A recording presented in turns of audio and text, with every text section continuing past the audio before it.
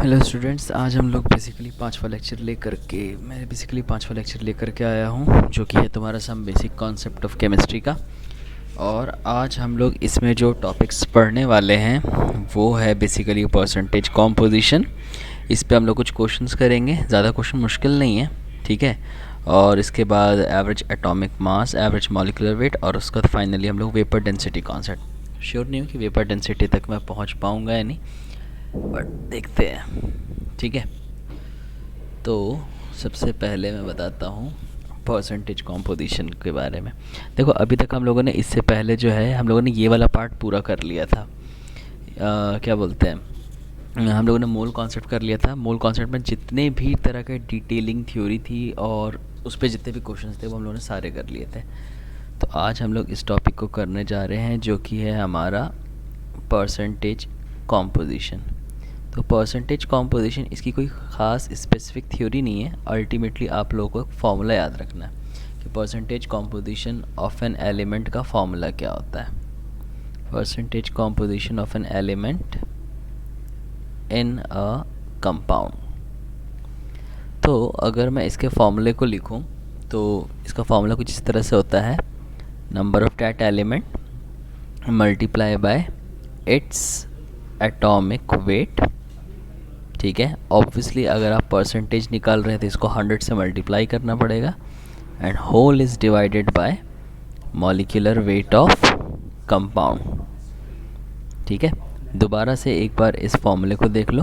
यहाँ पर एंटी जो है, यहाँ पर ये जो हमारा एंटी है, ये क्या है? ये एंटी बेसिकली है हमारा कि जिसका भी हम लोग परसेंटेज निकाल रहे हैं वो एलिमेंट है कितना आखिर। तो वही हम लोगों ने नंबर ऑफ डेट एलिमेंट लिखा हुआ है, ठीक है। एंड ऑब्वियसली जिस भी एलिमेंट का हम लोग परसेंटेज कॉम्पोजिशन निकालेंगे, हमें यहाँ पे उसका एटॉमिक वेट रखना है, और जिस कंपाउंड से निकाल रहे हैं उस पूरे कंपाउंड का जो भी उसका मॉलिक्यूलर वेट है उसको हमें पुटअप करना है, ठीक है। जैसे मान लो, सपोज़ करो मेरे पास एक छोटा सा क्वेश्चन है। सपोज़ करो क्वेश्चन है मेरे पास कि find the percentage of let us say carbon in C6H12O6। एक सिंपल सा मैंने क्वेश्चन लिया। तो इस पूरे फॉर्मूले हम लोग को परसेंटेज किसका निकालना है? हम लोग को परसेंटेज निकालना है कार्बन का। तो मैंने बेसिकली फॉर्मूला लिखा परसेंटेज कार्बन का। तो अब इस पर्टिकुलर फॉर्मूले में कार्बन कितना है? कार्बन 6 है, ठीक है। कार्बन का एटॉमिक वेट कितना होता है? कार्बन का एटॉमिक वेट 12 होता है, मल्टीप्लाई बाय 100, और होल इज़ डिवाइडेड बाय, जब आप लोग इस ग्लूकोज का मॉलिक्यूलर वेट निकालोगे ये अल्टीमेटली 180 आएगा, और इसको जब आप लोग सॉल्व करोगे ये अल्टीमेटली 40% हो जाएगा। तो ये बेसिकली इस तरह से क्वेश्चंस होते हैं। बहुत ही सिंपल सा क्वेश्चन होता है, बट इतना भी सिंपल नहीं होता जितना मैं करा रहा हूँ। इतने सिंपल क्वेश्चन सिर्फ नीट में आते हैं, बट एक्चुअल क्वेश्चन किस तरीके का होता है वो मैं आपको दिखाता हूँ, ठीक है। तो चलो देखो, जैसे मान लो मुझे क्वेश्चन कह रहा है कि कोई एलिमेंट है, कोई कंपाउंड है AXO3, ठीक है। उसमें A का जो परसेंटेज है वो कितना है? 70%। तो मुझे पूछ रहा है कि इसमें X की वैल्यू क्या है। मेरे को एटॉमिक वेट A का दे रखा है जो कि कितना है? 56। ऑक्सीजन का एटॉमिक वेट कितना होगा? 16। तो मैं यहाँ पे इस क्वेश्चन को एक जनरल फॉर्म में लिख लेता हूँ, ठीक है। हमारा जो क्वेश्चन है वो है हमारा AXO3 को लेकर के। इसका A का एटॉमिक वेट, A का परसेंटेज कितना है? 70%, और इसका एटॉमिक वेट कितना है? इसका एटॉमिक वेट है 56। मुझे इसमें X की वैल्यू बतानी है। तो देखो, जिसका परसेंटेज दे रखा है उसके लिए फॉर्मूले को इम्प्लीमेंट कर दो कि हाँ भाई A हमारा कितना है? 70%, ठीक है। अब इस एंटी का मतलब क्या होता है? नंबर ऑफ डैट एलिमेंट, वो एलिमेंट कितना है। तो इस फॉर्मूले में A कितना है? A हमारा X है जो कि हमें निकालना है, ठीक है। A का एटॉमिक वेट कितना दे रखा है? 56 इंटू 100। और फिलहाल के लिए मैं सजेस्ट करूँगा कि मॉलिक्यूलर वेट को मॉलिक्यूलर वेट ही रहने देना। अब जो जो चीज़ें कैंसिल आउट होती जा रही है इसको कैंसिल आउट कर लो, तो यहाँ पे 0 से 0 कैंसिल हो जाएगा, 7 8 56 होता है। तो आपको जो मॉलिक्यूलर वेट जो आएगा वो हो जाएगा 80x। ठीक है, अब देखो, तो अब ये जो मॉलिक्यूलर वेट निकला है किसका निकला, AxO3 का ना, तो ये हो जाएगा x times of A plus of 3 times of oxygen, और इस पूरे का वेट कितना है 80x। अब A कितना दे रखा है, A का एटॉमिक वेट है 56, तो मैंने यहाँ पे 56x लिख दिया। ऑक्सीजन कितना होता है, ऑक्सीजन होता है 16 इज इक्वल टू 80x, तो ये हो जाएगा तुम्हारा 48। इसको जब तुम उधर लेकर के जाओगे तो ये आपको कितना होगा, ये आपको हो जाएगा आई थिंक 24x। तो अल्टीमेटली x की वैल्यू कितनी हो जाएगी, x की वैल्यू हो जाएगी 2। ये हमारा फाइनल आंसर होगा। इस तरह से क्वेश्चन आते हैं, ध्यान रखना। इसी चीज़ का फर्दर है कि एप्लीकेशन तुमको एम्पेरिकल फार्मूला वाले क्वेश्चंस में होगा, बट एम्पेरिकल फार्मूला सब क्या होता है वो हम लोग कल के लेक्चर में बेसिकली देखने वाले हैं। ठीक है, तो आई होप ये वाला क्वेश्चन समझ में आया होगा। आप लोग खुद से वीडियो को पॉज करके क्वेश्चन को सॉल्व कर सकते हो। तो चलो अब हम लोग नेक्स्ट क्वेश्चन पे आते हैं। नेक्स्ट क्वेश्चन देखते हैं, नेक्स्ट क्वेश्चन क्या है। मेरा क्वेश्चन कह रहा है कि एक मॉलिक्यूल है KBROX, इसमें कह रहा है कि इसमें ब्रोमीन कितना है 53%। तो पूछा बताओ कंपाउंड का नाम क्या होगा। तो अब यहाँ पे अगर आप ऑप्शन देखोगे ना, तो ऑप्शन में x की जगह पे 3 है, 4 है, 2 है, 1 है। तो अल्टीमेटली यहाँ पे भी हमें x की ही वैल्यू बेसिकली बतानी है। और अगर आपको सेकंड लेक्चर अगर ध्यान होगा तो मैंने आपको बताया है कि नाम कैसे लिखते हैं, ब्रोमेट कब होता है, हाइपोब्रोमेट का होता है, ब्रोमाइट क्या होता है, ये सब। ठीक है, तो इसके लिए आपको कंपाउंड का नाम आना चाहिए, बट फिलहाल यहाँ पे कंपाउंड के नाम की ज़रूरत नहीं, क्योंकि हमें नाम फार्मूला सब कुछ दे रखा है। तो अल्टीमेटली हमें x निकालना है। तो चलो वीडियो को तुम लोग पॉज करो और ट्राई करो सॉल्व करने का। मैं यहाँ पे सॉल्व कर रहा हूँ। ठीक है, अब जैसे मान लो हमारे पास ये क्वेश्चन है, तो इस पर्टिकुलर क्वेश्चन में हम लोग को डेटा क्या क्या दे रखा है, ब्रोमीन का एटॉमिक वेट कितना है, ब्रोमीन का एटॉमिक वेट है तुम्हें 80। ठीक है, ब्रोमीन का परसेंटेज कितना दे रखा है, आई थिंक 53, शायद से देख लो 53 दे रखा। और ये तो मेरे को इसमें x की बेसिकली वैल्यू बतानी है। तो करना कैसे, वही सेम फार्मूला करो। ठीक है, हमारे पास कंपाउंड क्या है, कंपाउंड है हमारे पास KBROX। मैं अगली क्लास में इसके फ़ॉन्ट के साइज़ को, जैसे ये है ना थिक सा, ऐसे ही इसका भी कुछ ले करके आऊँगा, बट फ़िलहाल मेरे को मिल नहीं रहा है। ठीक है, तो चलो ब्रोमीन मेरे को दे रखा है, ब्रोमीन कितना है 80। अब इस पूरे फार्मूले में ब्रोमीन कितना है, नंबर ऑफ डेट एलिमेंट 1, इसका वेट कितना है 53 इंटू 100। मॉलिक्यूलर वेट को प्लीज़ मॉलिक्यूलर वेट ही रहने दो और इसको सॉल्व कर लो।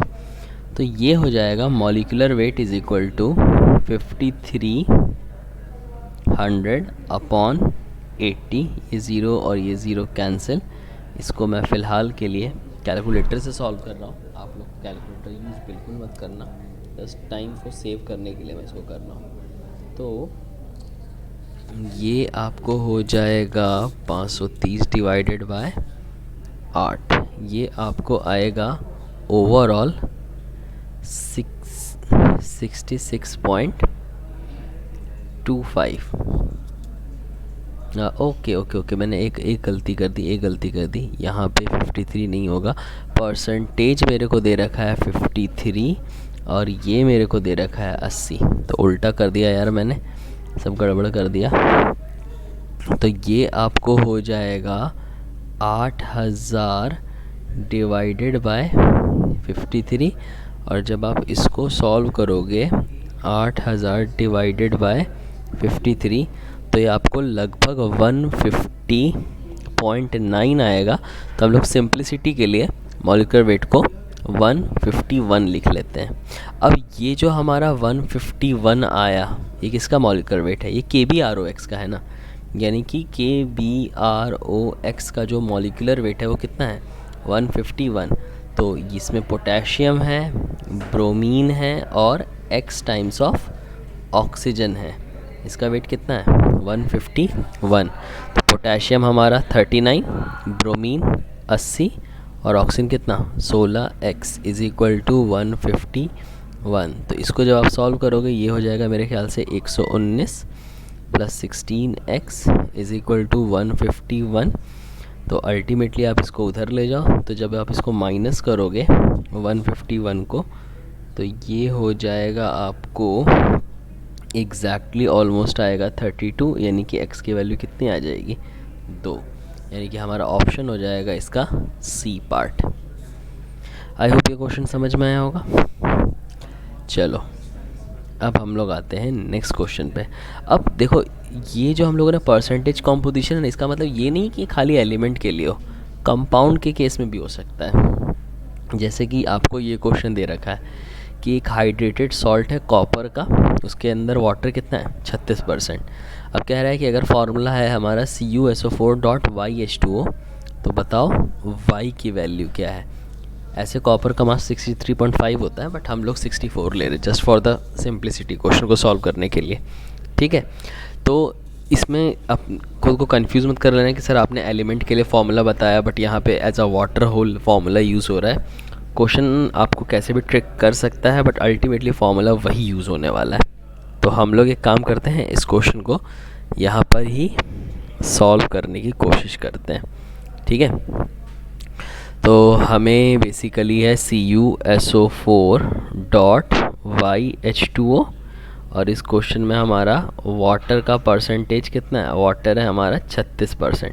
तो जैसा कि मैंने बताया जिसका परसेंटेज दे रखा है उसी की वैल्यू रखनी है। तो परसेंटेज किसका दे रखा है, परसेंटेज मेरे को वाटर का दे रखा है, तो मैंने यहाँ पे 36 लिखा। वाटर है कितना इसमें y है, वाटर का एटॉमिक वेट, वाटर के केस में एटॉमिक वेट तो नहीं कंपाउंड का वेट होता है, तो वाटर का वेट कितना होता है वो हो जाएगा 18 मल्टीप्लाई बाय 100। और मॉलिक्यूलर वेट को हमेशा मैंने बोला है मॉलिक्यूलर वेट को mw ही रहने दो। इसको सॉल्व कर लो अगर ये सॉल्व हो सकता है तो यहाँ पे 18 और 36 ये 2 से कैंसिल, और ख़ुद बाद में ये 2 जो है ये इस 100 को कैंसिल कर लेगा, ये हो जाएगा 50। यानी कि अल्टीमेटली जो मेरा जो मॉलिक्यूलर वेट आएगा वो हो जाएगा 50y। अब आप इसका मॉलिक्यूलर वेट किसका है इस पूरे का, तो ये कितना है 50y। अब ये किसके बराबर होगा, ये है copper plus sulphur plus 4 oxygen plus y times of क्या, y times of water is equal to 50y। अब क्वेश्चन की सिंप्लिसिटी के लिए हम लोग को बोला गया कि आप 64 लो, ये 32 और ऑक्सीजन कितना होता है 16 होता है, तो 16 4 4 इंटू 16 मैं फ़िलहाल ऐसे ही लिख दे रहा हूँ यार। और वाटर कितना होता है 18, तो ये हो जाएगा 18y is equal to 50y। अब इस पूरे को सॉल्व करो, ये 64 और ये 32, तो 64 128 होता है, 128 और 32 160 हो जाएगा। और इसको जब आप उधर लेकर के जाओगे तो ये हो जाएगा 32y। तो जब आप इसको सॉल्व करोगे तो y की वैल्यू आएगी 5, यानी कि हमारा आंसर हो जाएगा CuSO4.5 टाइम्स ऑफ H2O। ये बेसिकली हमारा फाइनल आंसर होगा। आई होप ये समझ में आया होगा ये क्वेश्चन भी, ठीक है। अब इसी के जैसा ही सेम टू सेम एक क्वेश्चन है, सेम टू सेम ये क्वेश्चन कि मान लो हमारे पास एक हाइड्रेटेड सॉल्ट है Na2CO3.x टाइम्स ऑफ H2O। इसमें वाटर कितना है 54। अब कई बार बच्चे बोलते हैं कि सर ये वॉशिंग सोडा का फॉर्मूला है तो मोस्ट प्रोबेबली x जो है वो 10 होगा, बट ऐसा ज़रूरी नहीं है। आप स्टिल फिर भी सॉल्व करना, माइट बी पॉसिबल वो 10 ना आए, वो कुछ और भी आ सकता है, ठीक है। हाँ नीट का अगर ये क्वेश्चन होता तो शायद से वो डायरेक्ट एज इट इज़ बिना दिमाग लगाने वाला क्वेश्चन दे देता, बट चूंकि ये जेई है तो जेई में वो चीज़ें वेरी कर सकता है, तो प्लीज़ इसको सॉल्व करने की कोशिश करो। तो हमारा जो क्वेश्चन है वो है बेसिकली, सारे बोर्ड भर गए क्या, अच्छा ये बोर्ड बचा हुआ है। हमारा जो क्वेश्चन है वो है कुछ इस तरह से कि Na2CO3.x टाइम्स ऑफ H2O, इसमें वाटर का परसेंटेज मेरे को कितना दे रखा है 54% दे रखा है। तो मेरे को ना इसमें x की वैल्यू बतानी है। वीडियो को तुम पॉज करो, पॉज करके सॉल्व करने की कोशिश करो, ठीक है। मैं इसको सॉल्व करने जा रहा हूँ। तो अल्टीमेटली मैंने तो कोई नया फार्मूला बताया नहीं, तो आप उसी फार्मूले को यूज़ करो, उसी कॉन्सेप्ट को अप्लाई करो। तो वाटर का परसेंटेज कितना है 54, वाटर इसमें है कितना x, वाटर का वेट होता है कितना 18 इंटू 100, मॉलिक्यूलर वेट को मॉलिक्यूलर वेट ही रहने दो। तो जब आप इसको सॉल्व करोगे ये और ये आपको 3 से कैंसिल हो जाएगा, 3 और ये 100, तो मॉलिक्यूलर वेट आपको कितना आ जाएगा, हो जाएगा 33.33x। ठीक है, अब ये जो मॉलिक्यूलर वेट है ये इस पूरे का है, यानी कि इसमें क्या है 2 सोडियम है, 1 कार्बन है और 3 ऑक्सीजन है, प्लस x टाइम्स क्या है तुम्हारा water is equal to 33.33x। सारी वैल्यूज़ को पुट कर दो तो सोडियम कितना होता है, सोडियम होता है 46, कार्बन होता है 12, ऑक्सीजन होता है 16 plus 18x is equal to 33.33x। तो जब आप इस पर्टिकुलर पार्ट को सॉल्व करोगे तो ये लगभग आपको ना 106 आएगा। ठीक है, और इस x वाली वैल्यू को आप उधर ले जाना तो 33.33 माइनस ऑफ 18 ये आपको आ जाएगा 15.33x, यानी कि x की वैल्यू कितनी हो जाएगी 106 बाय 15.33, जो कि नियर बाय तुम्हारा 6.95 होगा, यानी कि हम लिख सकते हैं कि x की वैल्यू कितनी है नियर बाय 7। आई होप ये क्वेश्चन अच्छी तरह से क्लियर हुआ होगा। ये क्वेश्चन को इस तरीके से सॉल्व करना है। ठीक है, अब मैं नेक्स्ट क्वेश्चन पे आ रहा हूँ। नेक्स्ट क्वेश्चन काफ़ी अच्छा है, तो मैं इसके लिए काम कर रहा हूँ, होपफुली इतने में आ जाएगा। ठीक है, इसको एक काम करते हैं, बोर्ड को बड़ा कर लेते हैं, इसको थोड़ा सा रब करो और बोर्ड को बड़ा करने के लिए लाइन को मैं इधर मार्जिन क्रिएट कर रहा हूँ। ठीक है, चलो अब हम लोग नेक्स्ट पार्ट पे आते हैं। हमारा नेक्स्ट क्वेश्चन इम्पॉर्टेंट है और काफ़ी अच्छा क्वेश्चन है। ठीक है, ये बेसिकली जेई वालों के लिए है, नीट वाले इसको सॉल्व नहीं कर पाएंगे, माइट बी पॉसिबल, उनको थोड़ा सा भेजा लगाना पड़ेगा। तो क्वेश्चन कह रहा है कि हमारे पास एक सॉल्ट है, सॉल्ट हमारा क्या है, सॉल्ट है हमारे पास BaCl2.XH2O। तो मैं ये सारे डेटा को लिख लेता हूँ यहाँ पे कि हाँ भाई हमारे पास जो सॉल्ट है वो है हमारा जो सॉल्ट है वो है हमारा BaCl2.XH2O। इसका वज़न कितना है, इसका वज़न मेरे को दे रखा है 61 ग्राम। ठीक है, ये है हमारा 61 ग्राम। इसको हीट किया गया और इसको जब तक हीट किया गया, ठीक है, हीट किया गया जब तक कि सारा का सारा पानी निकल ना जाए।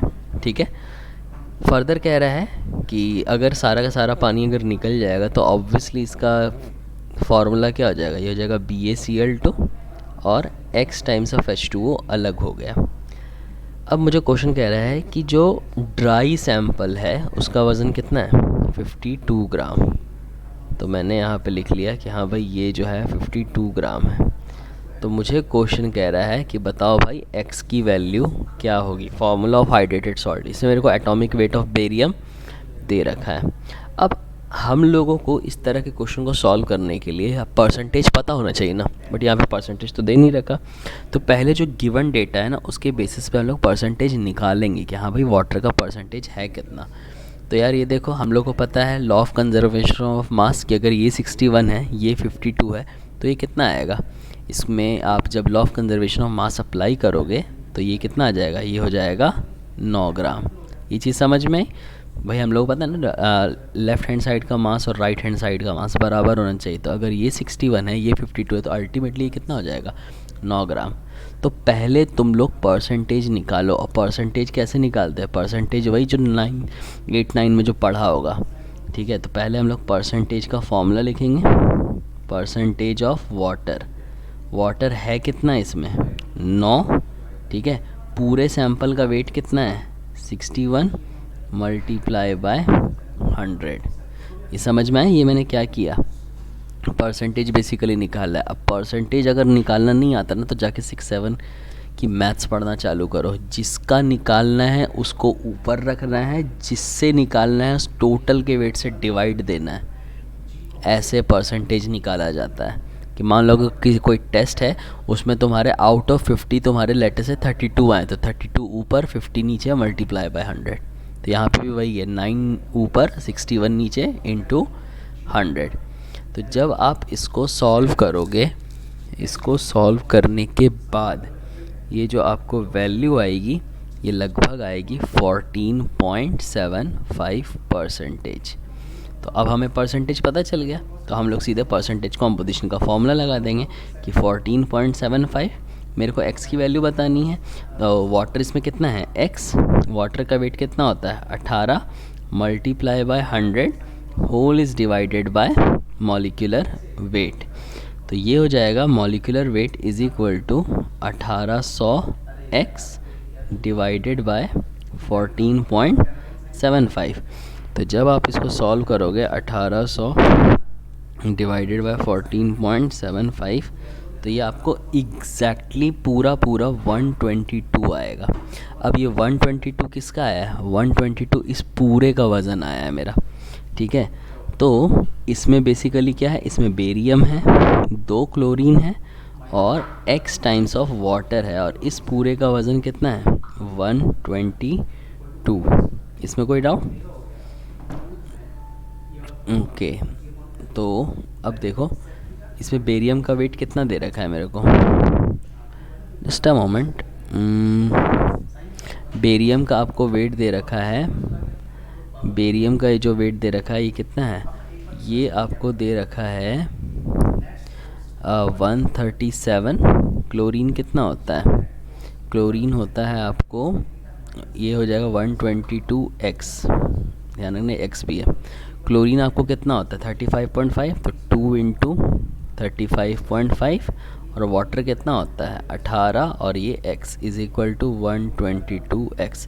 तो ऑब्वियसली ये कितना हो जाएगा, ये हो जाएगा आपको 137 और ये हो जाएगा 71, और 122 में 18 आप माइनस करोगे तो ये होपफुली 104x आएगा।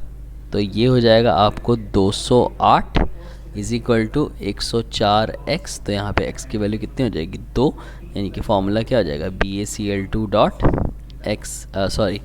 Dot 2 times of H2O। ये हमारा फॉर्मूला हो जाएगा, ठीक है। चलो जस्ट अ मोमेंट, एक मैसेज आया है।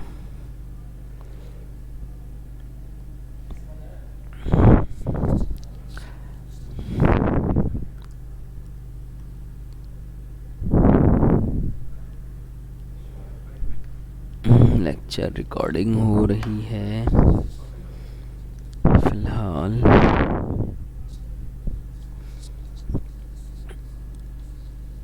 तो चलो आगे बढ़ते हैं हम लोग।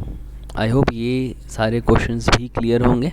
तो हम लोगों ने देखो इस तरह के क्वेश्चन किए, ये एक डिफरेंट पैटर्न का क्वेश्चन था, ये भी एक डिफरेंट पैटर्न का क्वेश्चन था। ये दोनों सिमिलर थे, उसी तरह से ये दोनों भी सिमिलर थे और ये अलग था, ठीक है। अब मैं अलग टाइप का एक क्वेश्चन बता रहा हूँ जो कि है ये। इस टाइप का क्वेश्चन भी आता है कि बताओ मिनिमम मॉलिक्यूलर वेट हेमोग्लोबिन का कितना होगा। ध्यान रखना ये स्ट्रक्चर नहीं देता है, ठीक है। ये स्ट्रक्चर बस मैंने ऐसे ही तुम्हें दिखाने के लिए बस खाली बना दिया है, बट एक्चुअली में ये स्ट्रक्चर देता नहीं है, ठीक है। बोल रहा है कि बताओ हेमोग्लोबिन का मिनिमम मॉलिक्यूलर वेट कितना होगा अगर उसमें इतना आयरन है। तो बहुत सारे बच्चों के दिमाग में यही आता है कि सर हेमोग्लोबिन में हम लोग आयरन कितना लेंगे। अब यहाँ पे स्ट्रक्चर में तो फ़िलहाल 1 दिख रहा है तो हम बोलेंगे 1 लेना है, बट ये सिर्फ और सिर्फ समझाने के पॉइंट ऑफ व्यू से मैं काम कर रहा हूँ, इस स्ट्रक्चर को रब कर देता हूँ फ़िलहाल के लिए। तो अगर मैं स्ट्रक्चर को रब कर दूँगा तो हमारा, मैं इस क्वेश्चन को नोट लिख भी देता हूँ ताकि कोई प्रॉब्लम ना हो। पहले तो हम लोगों को ये सारा डिलीट करना पड़ेगा।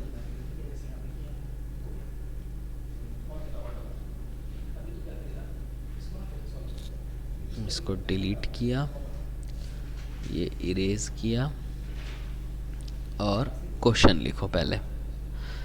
तो हम लोग को क्वेश्चन जो है वो है ये कि find the minimum molecular weight of किसका, हेमोग्लोबिन, ठीक है, if it contains 0.028% आयरन, ठीक है। मेरे को एटॉमिक वेट दे रखा है आयरन का, एटॉमिक वेट है आयरन का 56 और मेरे को ये निकालना है। तो आप एक काम करो, पहले परसेंटेज का फॉर्मूला लिख लो।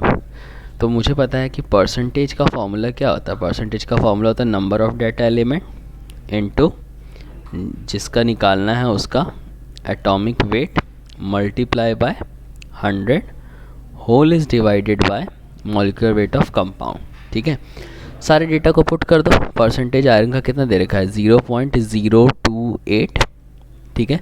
Number of that element, number of that element मुझे नहीं पता कि हेमोग्लोबिन में आयरन कितना होता है, तो फिलहाल के लिए मैंने इसको NT ही रहने दिया, ठीक है। आयरन का एटॉमिक वेट कितना है 56 into 100 divided by molecular wait. और मुझे जहाँ तक ध्यान है मुझे इस क्वेश्चन में मॉलिक्यूलर वेट ही निकालना है, तो इसलिए मैंने इसको अलग फॉन्ट में रख दिया।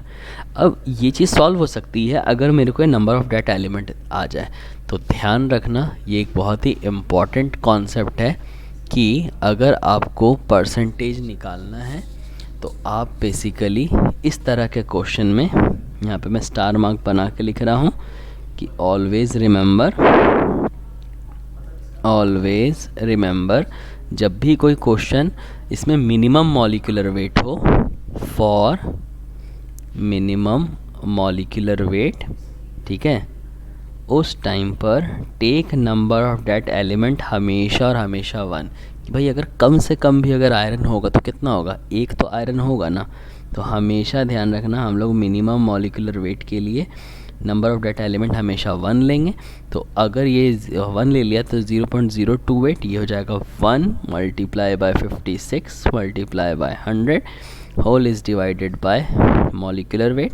तो जब आप इसको सॉल्व करोगे तो ये हो जाएगा 5600, ठीक है, डिवाइडेड बाय 0.028। इसको सॉल्व करना आप, मैं सॉल्व नहीं कर रहा, मैं डायरेक्ट मेरे को आंसर ये वाला रटा हुआ है तो मैं इसको ऐसे लिख दे रहा हूँ।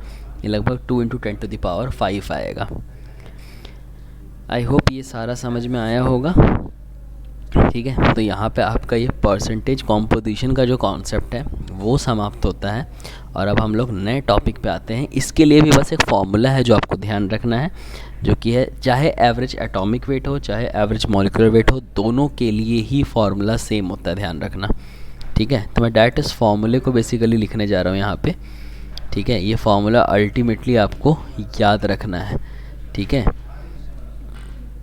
ये देखो, एवरेज एटॉमिक वेट, ठीक है, इसका फॉर्मूला होता है A1x1 plus A2x2 plus A3x3 and so on, ठीक है, whole is divided by x1 plus x2 plus x3 and so on. Basically घुमा फिरा के अगर देखा जाए तो ये हो जाएगा समेशन ऑफ AI XI, जहाँ पे I इज़ इक्वल टू 1 से लेकर के n तक, whole is divided by summation of XI, यहाँ पे I इज़ इक्वल टू 1 से लेकर के n तक।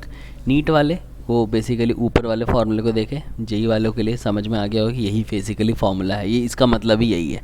सिमिलरली अगर मान लो एवरेज मॉलिक्यूलर वेट भी हो तो उसके लिए भी molecular weight 1 x1 molecular weight 2 x2 और ये पूरा चलता जाएगा डिपेंडिंग अपॉन कितने मॉलिक्यूल दे रखे और नीचे में x1 plus x2 and so on, ठीक है। अब यहाँ पे x1 x2 है क्या, x1 x2 x3 ये सब जो हैं ये बेसिकली आपको रेफ़र करते हैं, रेफर्स टू द परसेंटेज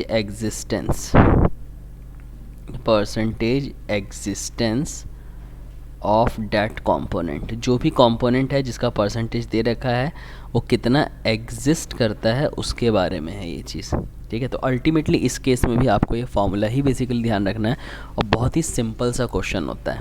जैसे मैं एक एग्जांपल देता हूँ उससे आपको अच्छे से क्लियर हो जाएगा।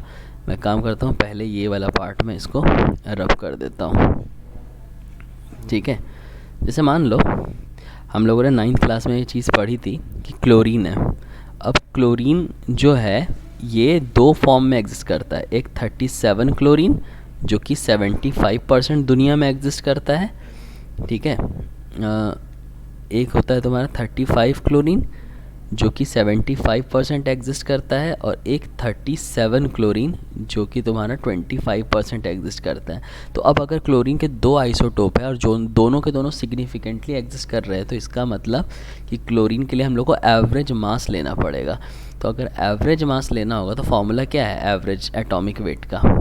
एवरेज एटॉमिक वेट का हमारा फॉर्मूला है एवरेज एटॉमिक वेट, इसका फॉर्मूला हो जाएगा A1 x1 plus A2 x2 divided by x1 plus x2, ठीक है। तो मेरे को एवरेज निकालना है। ध्यान रखना डेनोमीटर तो हमेशा 100 होगा, हमेशा, क्योंकि 75 और 25 हमेशा 100 आएगा, ठीक है। अब A1 कितना है 35 मल्टीप्लाई इसका एग्जिस्टेंस कितना है 75 प्लस A2 कितना है 37 और इसका एग्जिस्टेंस कितना है 25। इसको जब आप सॉल्व करोगे, और यही वजह है कि हम लोगों ने देखा था कि क्लोरीन का जो एटॉमिक मास होता है वो 35.5 होता है। तो हम लोग बेसिकली इसी तरह से क्वेश्चंस को सॉल्व करेंगे। हम लोग को बेसिकली अल्टीमेटली देखना होगा कि क्वेश्चन एग्जैक्टली पूछ क्या रहा है। फॉर्मूला याद है तो क्वेश्चन सॉल्व हो जाएगा, फॉर्मूला याद नहीं है तो नहीं हो पाएगा सॉल्व। जैसे मान लो मेरे को क्वेश्चन कह रहा है ये कि बताओ एयर का मॉलिक्यूलर वेट कितना होता है, ठीक है। तो सबसे पहली चीज़ तो ये कि एयर में पहले तो आपको कंपोनेंट पता होने चाहिए कि एयर में कंपोनेंट होता क्या क्या है। तो बहुत सारे बच्चे बोलेंगे कि हाँ सर एयर में ऑक्सीजन नाइट्रोजन ये सारी चीज़ें होती हैं। ऑब्वियसली क्वेश्चन में भी दे रखा है कि इसमें 30% ऑक्सीजन है और 70% नाइट्रोजन है। ऐसे तो 78 नाइट्रोजन होता है, 21 ऑक्सीजन होता है, बट हम लोग फ़िलहाल इस क्वेश्चन के बेसिस पे जा रहे हैं कि मेरे को क्वेश्चन में क्या दे रखा है कि एयर का मेरे को निकालना है अगर उसमें 30% ऑक्सीजन गैस है, ठीक है, और 70% नाइट्रोजन गैस है।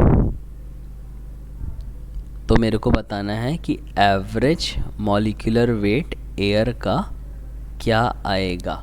तो इसमें ना बहुत सारे बच्चे एक बहुत ही कॉमन मिस्टेक करते हैं, वो ये ऑक्सीजन के फार्मूले को O ले लेते हैं, नाइट्रोजन के फार्मूले को N ले लेते हैं। बट ध्यान रखना अगर मैं एयर की बात करूं तो एयर में ऑक्सीजन नेसेंट फॉर्म में एग्जिस्ट नहीं करता, नाइट्रोजन नेसेंट फॉर्म में एग्जिस्ट नहीं करता।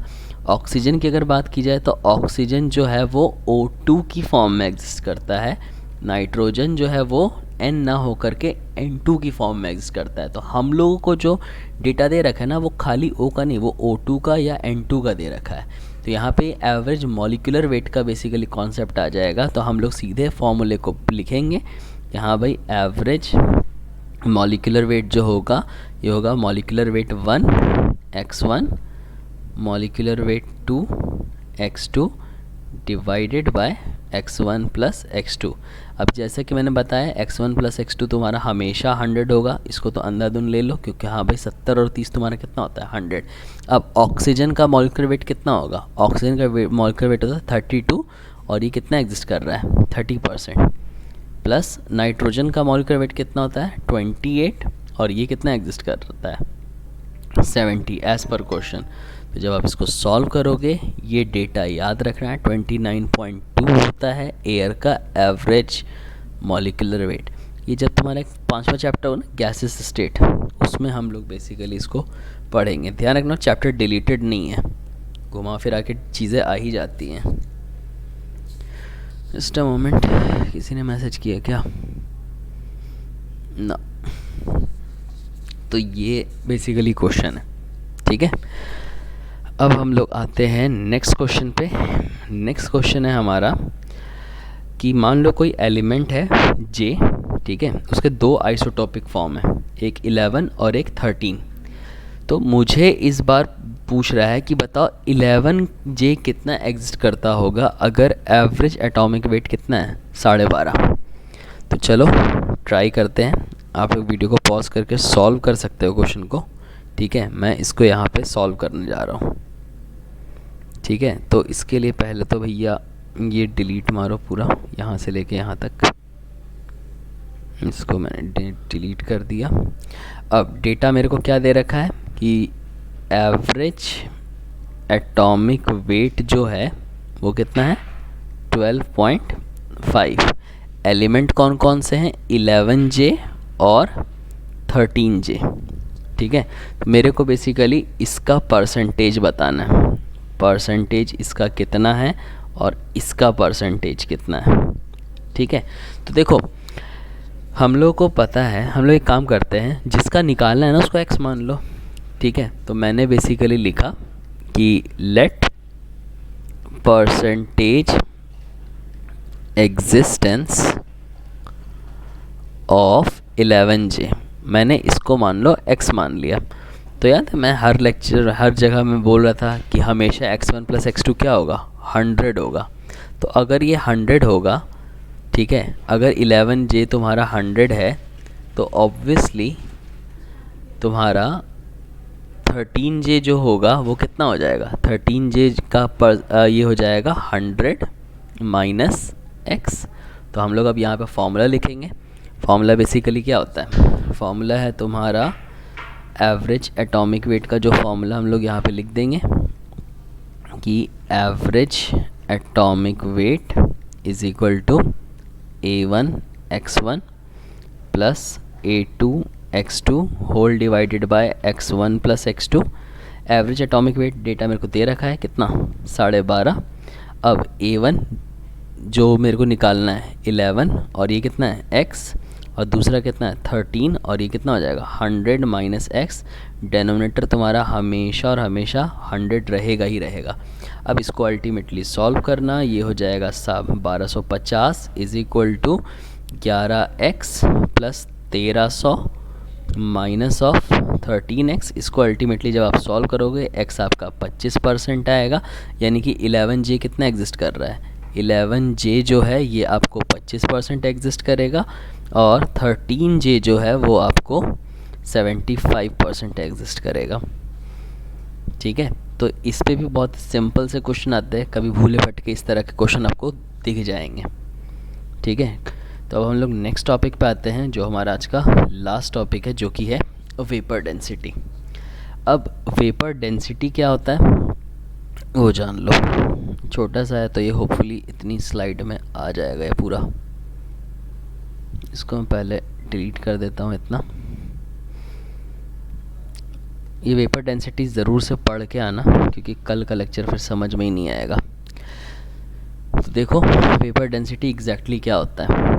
देखो हम लोगों को पता है कि डेंसिटी खुद बेसिकली क्या होता है, डेंसिटी होता है तुम्हारा रेशो मास ओवर वॉल्यूम का, मास बाय वॉल्यूम का जो रेशो होता है उसको हम लोग डेंसिटी बोलते हैं।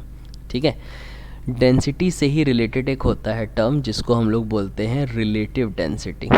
रिलेटिव डेंसिटी का मतलब होता है कि किसी भी चीज़ की density, density of a substance, जिसका भी आप डेंसिटी निकाल रहे हो, ठीक है, अगर आप किसी भी चीज़ की डेंसिटी को कंपेयर करते हो विद रिस्पेक्ट टू क्या, डेंसिटी ऑफ वाटर, तो उसको हम लोग वेपर डेंसिटी बोलते हैं।